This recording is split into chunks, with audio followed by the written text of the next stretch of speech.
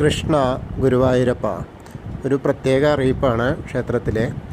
July 12, 13 തീയതികളിൽ ദർശന നിയന്ത്രണം ഉണ്ടായിരിക്കും.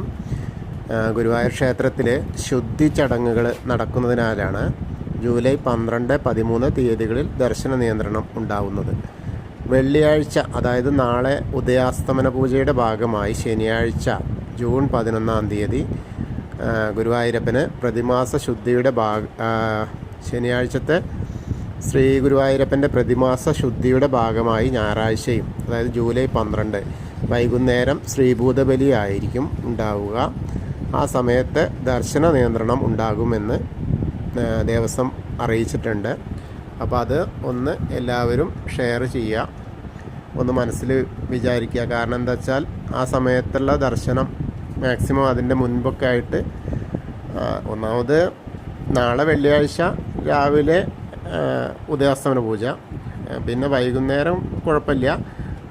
ശനി ഞായറും, ഞായറാഴ്ച അവധി ദിവസമാണ്, അതിൻ്റെ തിരക്കും കൂടി ഉണ്ടാവും. അപ്പോൾ ശനിയാഴ്ച ശുദ്ധിയുടെയും ആയിട്ട് കുറച്ച് ബുദ്ധിമുട്ടുകൾ അനുഭവപ്പെടാൻ സാധ്യതയുണ്ട്. അപ്പോൾ അതൊക്കെ എല്ലാ ഭക്തരും അറിഞ്ഞ് അതിനനുസരിച്ച് ദർശനത്തിന് വരിക കേട്ടോ. എല്ലാവർക്കും ഗുരുവായൂരപ്പൻ്റെ അനുഗ്രഹം ലഭിക്കട്ടെ. ഹരേ കൃഷ്ണ.